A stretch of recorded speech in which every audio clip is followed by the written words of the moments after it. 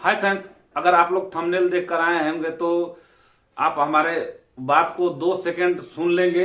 ठीक है फ्रेंड्स, अगर अच्छा नहीं लगे तो वो आपके हाथ में है, लाइक और डिसलाइक करना। तो फ्रेंड्स, हम आपको एक ऐसा जेन्युइन ट्रिक बताने वाले हैं जो कि आपको आज तक यूट्यूब पर किसी ने नहीं बताया होगा। एक ट्रिक है।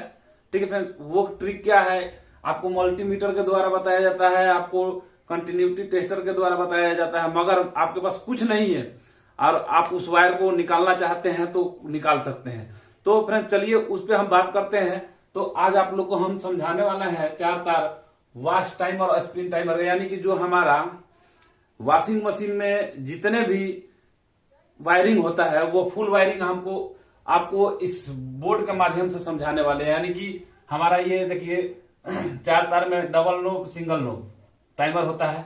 ठीक है फ्रेंड्स, बर्जर होता है, सेफ्टी स्विच होता है, स्पिन टाइमर होता है, स्पिन मोटर होता है, कैपेसिटर होता है और हमारा ये वाश मोटर होता है। तो फ्रेंड्स इस सब का फुल कनेक्शन आपको समझाने वाले हैं और उस ट्रिक को भी आपको बताने वाले। तो मान के चलिए कि फ्रेंड्स अगर आपके पास कहीं गए और आपके पास कंटिन्यूटी टेस्टर नहीं है या आपको मल्टीमीटर नहीं है, अब इस वायर को आपको इनपुट आउटपुट आपको खोजना है तो कैसे खोजेंगे। मान के चलिए टाइमर में आपका 3 वायर होता है, यानी कि ये 4 वायर का है। ठीक है फ्रेंड, तो एक छोटा वायर होता है वो बर्जर के लिए होता है, ये तो कंफर्म हो जाता है। और 3 वायर बचा तो इसमें से 2 वायर कौन सा मोटर का है और कौन सा एक वायर है जो इसमें हमारा इनपुट सप्लाई लेगा और इन दोनों में आउटपुट करेगा। तो यही चीज बताने वाले। तो फ्रेंड्स क्या करना है कि अगर आपको सबसे पहले मोटर के ऊपर डायग्राम होता है, स्क्रीन पे हम दिखा देंगे। ठीक है फ्रेंड्स, उस सिंबल में आपको देखना है कि ऐसा अगर सिंबल बना है, ठीक है फ्रेंड्स, ऐसा 3 वायर का सिंबल बना हुआ है तो इन दोनों वायर पे ऐसे करके एक सिंबल बना होगा, ये हमारा कैपेसिटर का होता है, यानी कि इन दोनों वायर पे कैपेसिटर लगता है। ठीक है फ्रेंड्स, तो जो कैपेसिटर का सिंबल दिखा रहा है जो उसके बाद जो उसके ऊपर या नीचे वायर होता है वही हमारा कॉमन होता है। ठीक है फ्रेंड्स, तो इसी कॉमन को हमें पकड़ लेना है। ठीक है फ्रेंड्स, और क्या करना है मान के चलिए कि हमें इन टाइमर के वायर को इनपुट और आउटपुट खोजना है। तो क्या करना है कि कॉमन जो है हमारा वो क्या करना है, जो मेन बोर्ड से जो सप्लाई आता है वायर के द्वारा, उस वायर में किसी एक वायर में इसको हम फिक्स कर लेंगे। ठीक है फ्रेंड्स, यानी ये न्यूट्रल या फेस दे देंगे इसको। ठीक है फ्रेंड्स, अब बचा मान के चलिए कि हमारा हकीकत में हमारा इनपुट सप्लाई है। ठीक है, इनपुट है मगर इसको हमें पता नहीं है कि हमारा इनपुट है। तो हम क्या करेंगे फ्रेंड्स कि ये जो हमारे मोटर में रनिंग और स्टार्टिंग होता है, यानी कि जो कैपेसिटर का सिंबल दिखाता है, इसी में से एक वायर रनिंग होता है, एक वायर स्टार्टिंग होता है। तो उन दोनों वायर में क्या करना है फ्रेंड्स, बारी बारी से आपको जोड़ देना है। मान के चलिए कि हमारा इनपुट है मगर हमको मालूम नहीं है कि हमारा इनपुट है, हमने जोड़ दिया।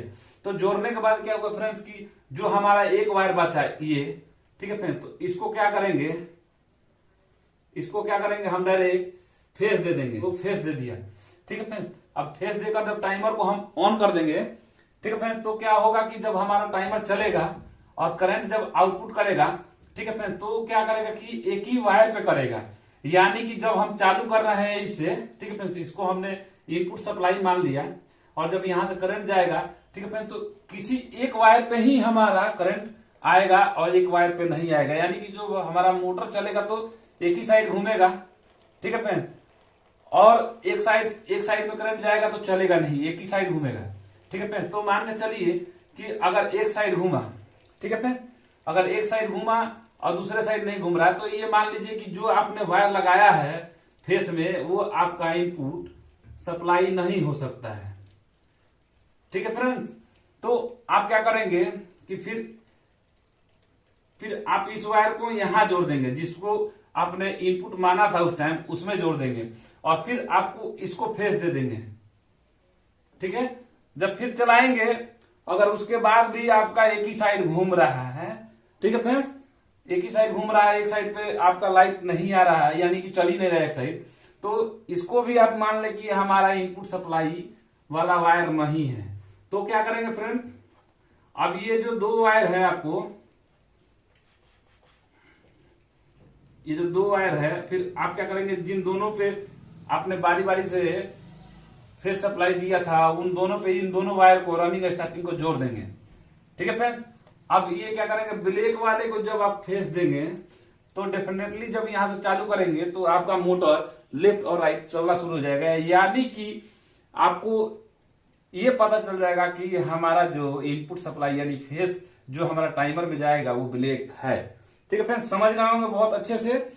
अब आपको हम इसका फुल वायरिंग के बारे में समझाते हैं। ठीक है फ्रेंड्स, कि इसका फुल वायरिंग कैसे करें।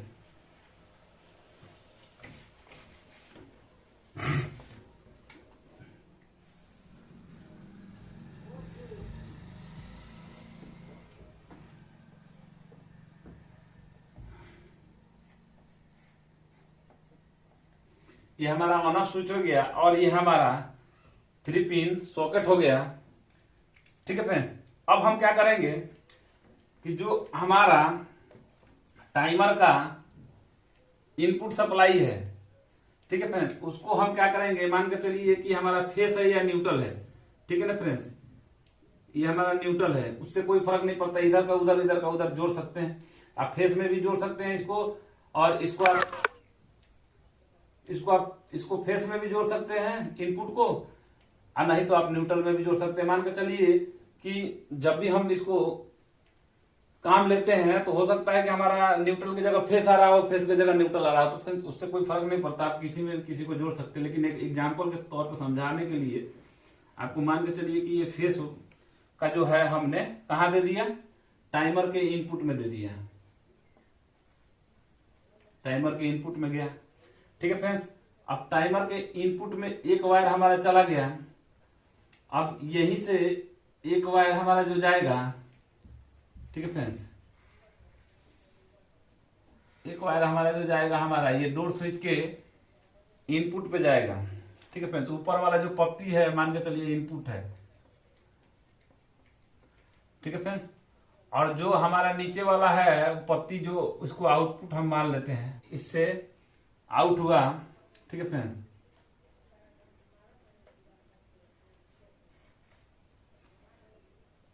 और हमारा मान के चलिए कि स्पिन टाइमर में भी 2 वायर होते हैं। ठीक है फ्रेंड्स, तो फेस जो सप्लाई है उसको या तो इस वायर में जोड़ दे या इस वायर में जोड़ दे, कोई फर्क नहीं पड़ता। ठीक है फ्रेंड्स, तो हम क्या करेंगे, जो आउटपुट फेस सप्लाई है इस टाइमर के हम इस वायर पे दे देते हैं। ठीक है फ्रेंड्स, और बचा हमारा एक टाइमर का आउटपुट सप्लाई।